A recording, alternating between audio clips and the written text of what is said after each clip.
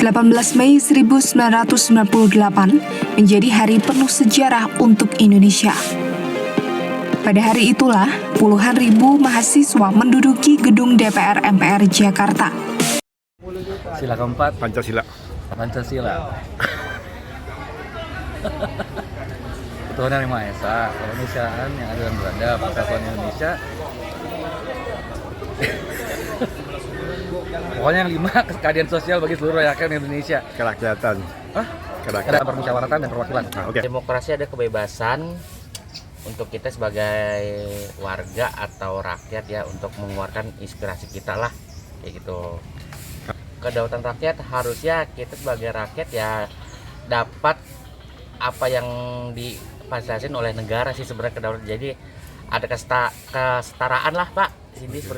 Jadi untuk kedaulatan rakyat sendiri saya melihat bahwa kedaulatan itu ada, tapi mungkin itu hanya formalitas semata. Tetapi kedaulatan itu tidak benar-benar diimplementasikan secara bermakna oleh pemerintah. Misalnya dengan adanya berbagai produk-produk hukum yang diskriminatif dan tidak menampung opini-opini publik gitu ya. Itu juga menurut saya sudah merupakan pelanggaran terhadap kedaulatan rakyat.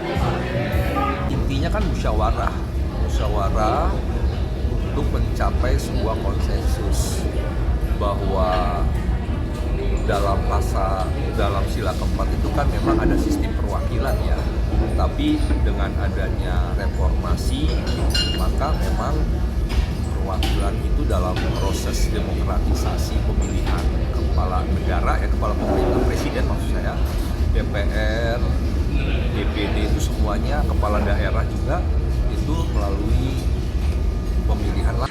Republik di sini ini gampang laksananya nih. Lobbynya jangan di sini Pak. Ini Korea ini semua menurut bosnya masing-masing.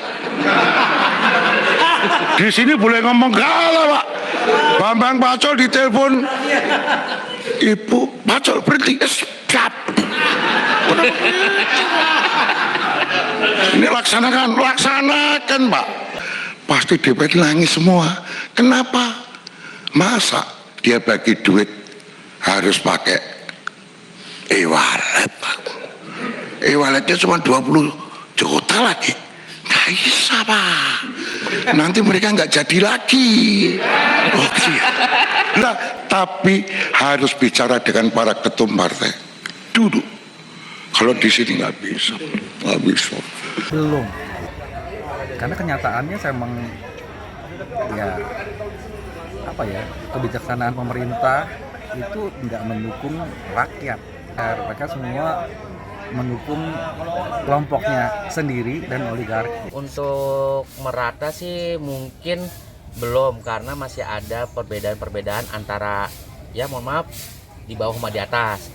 Nah kalau untuk yang tadi itu lagi kayaknya kedaulatan buat kita cuma segelintir aja sih Pak. Cuma pemilih. Lebih cenderung berpihak ke arah-arah yang orang yang memiliki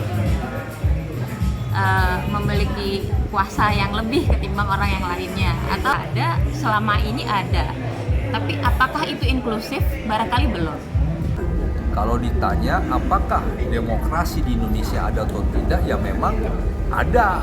Secara yuridis regulasi kita mengatur soal itu secara prosedural. Nah tetapi kan sekarang yang penting bagaimana apakah demokrasi itu terimplementasi dalam kehidupan bangsa dan negara. Melihat dari kasus-kasus keputusan MK1, MK2 ya. Sebenarnya kan itu yang dikotak-katik kan lebih kepada persyaratan teknis untuk menjadi kepala daerah ya. Itu bukan merupakan cermin dari kedaulatan rakyat. Kedaulatan rakyat itu adalah kalau sudah hasilnya pemilu. Kali tidak pernah ada survei soal kepuasan rakyat terhadap undang-undang yang keluar. Memang undang-undang itu penuh banyak konflik kepentingan. Iya, saya mencoblos tapi mencoblos semuanya alias golput. Sudah tidak percaya dengan partai politik. Rasa aneh ya. Kalau begini terlalu muda, kalau begitu terlalu tua. Ya, kumaha, ya kan? Ya kan? Jadi kalau nggak cocok dicari-cari, ya demokrasi ya demokrasi lah, ya kan? Biar rakyat yang milih. Ya. Putusan nomor 41, nomor 88, nomor 89, nomor 90, nomor 99, garis miring PU garis datar 22 Romawi garis miring 2002 huruf EU 10 2016 bertentangan dengan UUD NRI 1945 dan tidak mempunyai kekuatan hukum mengikat sepanjang tidak dimaknai berusia paling rendah 30 tahun untuk calon gubernur dan wakil gubernur dan 25 tahun untuk calon bupati dan wakil bupati dan calon wali kota dan wakil wali kota terhitung sejak pendaftaran pasangan calon. Putusan Mahkamah Konstitusi atau MK nomor 60 garis miring PUU-22 Romawi garis miring 2024 yang mengubah ambang batas pencalonan kepala daerah diyakini bisa mendatangkan keadilan bagi demokrasi kita. Putusan itu menggerakkan kembali pendulum demokrasi yang setahun ini dicengkram konflik kepentingan. Dengan keputusan yang dibuat pada Selasa 20 Agustus itu, pendulum akan lebih bergerak sesuai aspirasi. Presiden Joko Widodo atau Jokowi merespon soal peluang putra bungsunya Kaisang Pangarep yang tak bisa maju di Pilkada 2024 lantaran terhalang syarat usia. Peluang gagal Kaisang itu terjadi usai Mahkamah Konstitusi melalui putusan nomor 70 tahun 2024 menyatakan syarat usia minimum 30 tahun cagup dan cawagup harus dihitung sejak penetapan. Dalam kasus ini Kaisang yang juga menjadi Ketua Umum PSI tidak bisa memenuhi persyaratan maju sebagai cagup atau cawagup di Pilkada 2024 apabila mengacu pada putusan MK yang dibacakan oleh Hakim Konstitusi pada Selasa 20 Agustus. Putusan ini pun berbeda dengan putusan MA yang menginginkan aturan tersebut dihitung sejak pelantikan. Dan saat putusan ini Mas Kaisang nggak bisa maju ke Pilkada Pak. Nah sedangkan Mas Kaisang tanyakan ke Ketua PSI ya. Itu wilayah legislatif, wilayah DPR ya. Pembahasan RUU Pilkada ternyata berlangsung cepat dan minor perdebatan ya. Mahkamah Konstitusi menegaskan putusan Mahkamah Agung. Kami dari pemerintah ikut saja dari apa yang menjadi kesepakatan teman-teman di parlemen. Ambil alih kewenangan kita ini.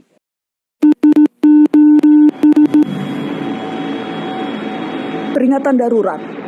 Darurat.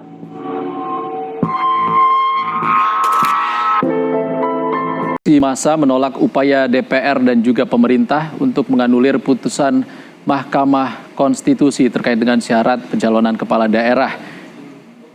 Dalam kasus ini Kaisang yang juga menjadi Ketua Umum PSI tidak bisa memenuhi persyaratan maju sebagai cagup atau cawagup di Pilkada 2024.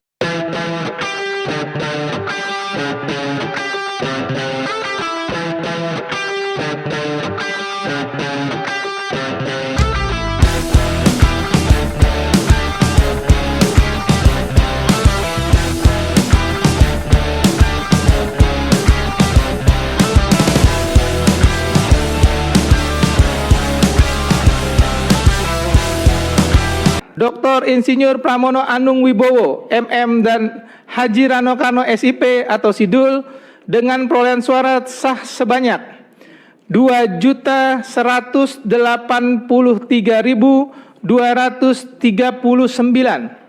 Konstitusi itu adalah sebagai the veto force, dia sebagai lembaga yang mampu melakukan kekuatan tandingan menggunakan veto dan itu berwujud di dalam putusannya.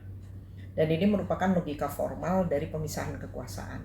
Karena dalam hal ini Mahkamah Konstitusi akan bertindak sebagai balancing power dari DPR dan juga Presiden. Karena DPR dan Presiden itu kan mempunyai wewenang untuk membuat undang-undang. Nah, mengapa ini penting fungsi balancing ini? Karena kita tahu meskipun DPR itu mengklaim sebagai wakil dari rakyat, tetapi kita tidak dapat kemudian mempercayakan DPR sepenuhnya bahwa dia akan membuat undang-undang sebagaimana undang-undang yang dikehendaki oleh rakyat. Persis. Karena secara filosofis sebetulnya undang-undang itu menunjukkan dengan cara bagaimana rakyat itu ingin diperintah. Bukan dengan cara bagaimana negara ingin memerintah rakyat. Tetapi kan di dalam praktek yang terjadi, DPR bersama-sama dengan Presiden itu membuat undang-undang untuk memperlihatkan Anda, rakyat, kami perintah dengan cara seperti yang kami inginkan. Dan ini makin menjadi-jadi apabila partisipasi publik itu menjadi dilimitasi, artinya tidak ada partisipasi publik yang bermakna. Nah, kalau hal ini terjadi, maka Mahkamah Konstitusi dapat bertindak sebagai veto force tadi. Jadi membalance kekuasaan membentuk undang-undang DPR bersama-sama Presiden untuk kemudian dinilai oleh Mahkamah Konstitusi sampai sejauh mana undang-undang yang kalian buat baik dari prosedur maupun dari materi muatan itu tidak bertentangan dengan Undang-Undang Dasar.